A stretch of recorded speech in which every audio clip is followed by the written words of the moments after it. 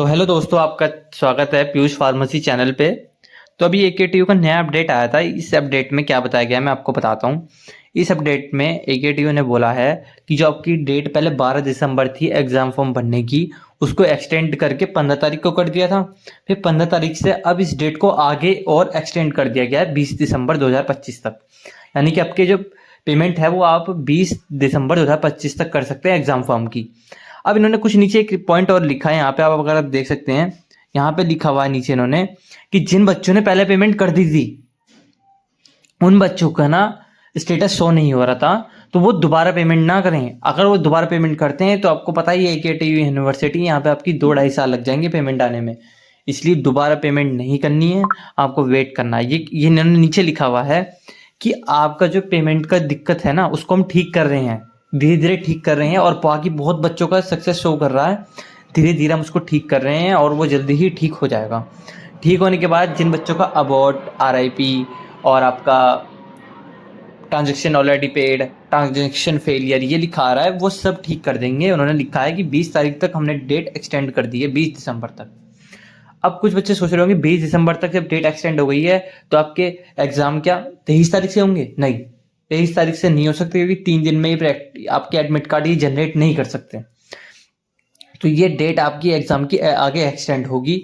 अब बिना टेंशन के आप पढ़ लीजिए। अगर आपको मेरे से पढ़ना है, मैं अपने क्रैश कोर्स में पढ़ाता हूँ, ज़्यादा इसके पैसे नहीं है, 199 में आप पढ़ सकते हैं। 5 के 5 सब्जेक्ट में आपको फिफ्थ सेमेस्टर और थर्ड सेमेस्टर के 4 सब्जेक्ट और फिफ्थ सेमेस्टर के 5 सब्जेक्ट अच्छे से पढ़ा दूंगा।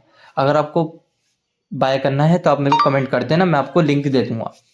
बाकी अब टेंशन नहीं लेनी है, क्योंकि 20 तारीख तक इन्होंने डेट एक्सटेंड कर दी है, और उन्होंने ये रीज़न भी लिख दिया है कि जो तकनीकी दिक्कत आ रही है ईआरपी पोर्टल के अंदर, उसको भी ये धीरे धीरे ठीक कर देंगे।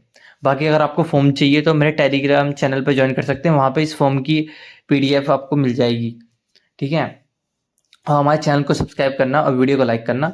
और कि मैं 2 से 3 साल से पढ़ा रहा हूँ, मेरे को एकेटी को बिल्कुल पता है। ये ऐसा होता ही है, हर बार होता है इनके पास।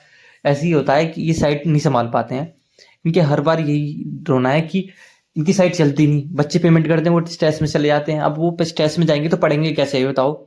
आपने एक तो इतना जल्दी एग्जाम रख दिया, एग्जाम भी रख दी, तो बच्चे पढ़ेंगे कैसे, है ना? तो मैं ये कहना चाह रहा हूँ कि अगर आपको इसकी टेंशन है कि मेरा एग्जाम फॉर्म भरेगा ही नहीं भरेगा, इसकी टेंशन मत लो, ये ठीक हो जाएगा। ये उनकी दिक्कत है, आपने पेमेंट कर दी तो उनकी दिक्कत है, आपकी दिक्कत नहीं है। आपका स्वागत है मेरी वीडियो में। तो इस वीडियो में मैं क्वेश्चन बताऊंगा, define angina pectoris and write the names of its type. Angina pectoris क्या होती है और उसके टाइप्स बताने हैं। एंजीना जो होती है also known as ischemic chest pain. Angina को हम इस्केमिक चेस्ट पेन भी कहते हैं। It is a severe chest pain due to ischemic, यानी कि लैक ऑफ O2। इस्केमिक मतलब लैक ऑफ O2, ऑक्सीजन की कमी, टू द हार्ट मसल्स।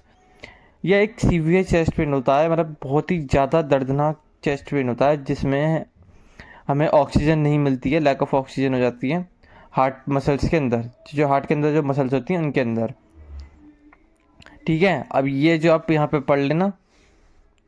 अब इसके टाइप्स की बात करें, एक होता है stable angina, variant angina, unstable angina. Thank you guys, subscribe करना चैनल को।